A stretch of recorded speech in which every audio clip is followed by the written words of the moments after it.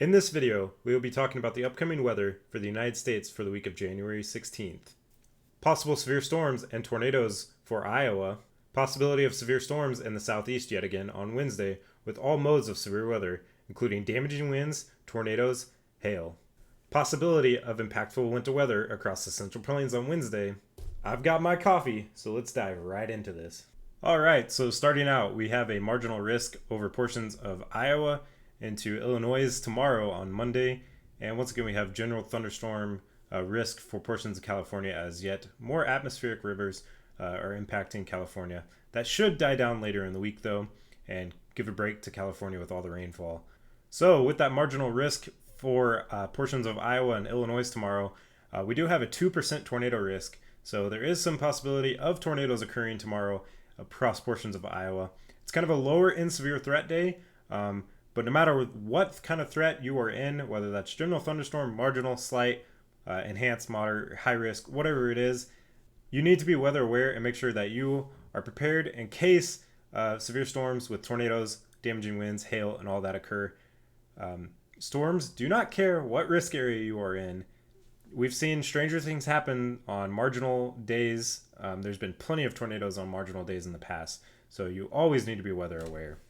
So let's take a little bit of a deeper look of the threat for Iowa tomorrow to see what's going to be causing this. So there will be a low pressure that kind of develops over the central United States across Kansas.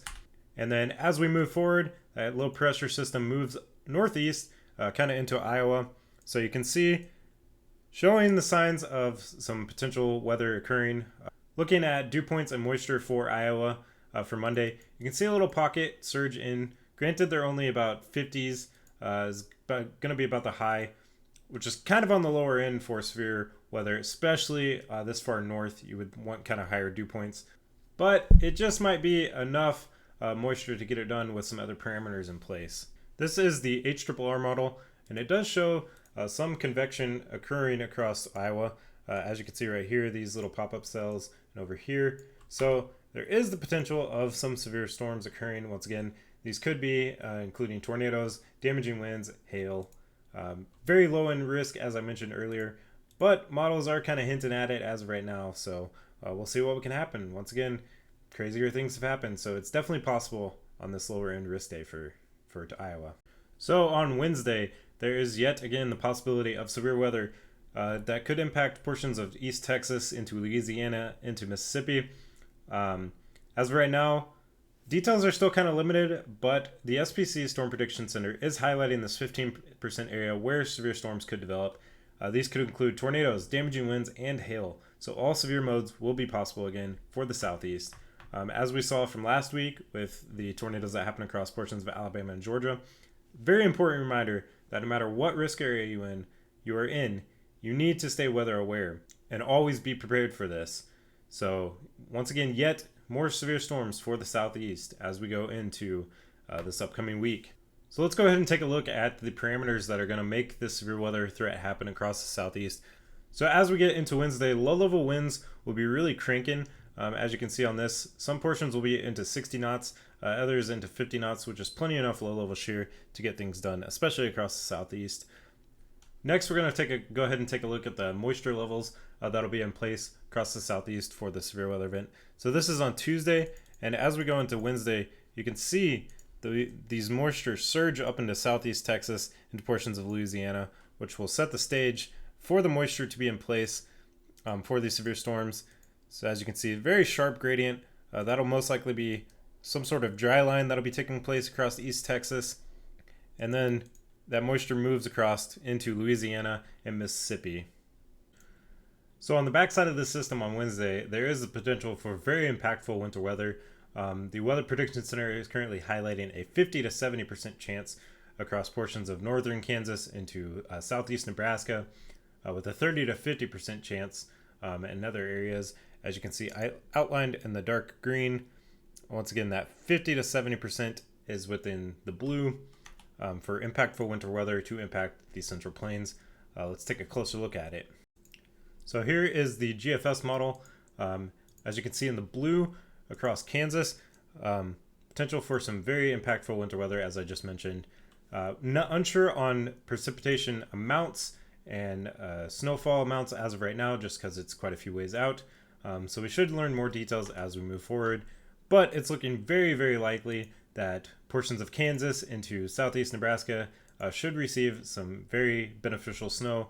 Hopefully across portions of southwest Kansas as well. I know Dodge City is desperately needing snow as they're still in an exceptional drought. So hopefully this impactful winter weather does bring some much needed snowfall for portions of Kansas. So as we move forward with the rest of the week, that low pressure system right here will continue to move southeast across the rest of the United States. Rest of the week remains relatively quiet. Back in the western United States could see some snow. Looks like a low pressure here.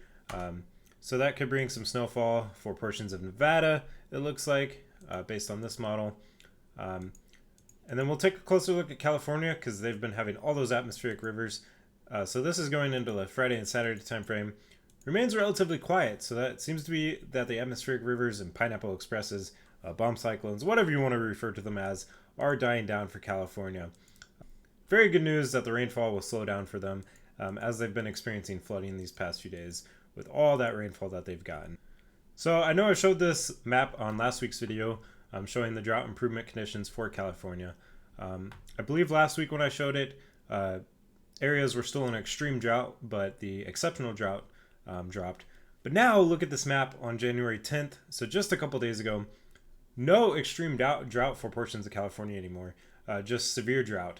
So very good news with this rainfall from the atmospheric rivers that they've been experiencing, that it's helping their drought. Hopefully it'll help for a while and be really beneficial, but that is such good news for California as they have been experiencing exceptional drought for years. And that's it for the forecast for the week of January 16th. I hope you guys enjoyed this video. Please let me know if you have any questions, comments, concerns. Let me know if you're enjoying these or not. Don't forget to like, subscribe, comment on the video just to help out the video. Join channel memberships, get exclusive benefits, behind the scenes content, members only content, things of that nature. Help support the channel even further. Hope you guys take care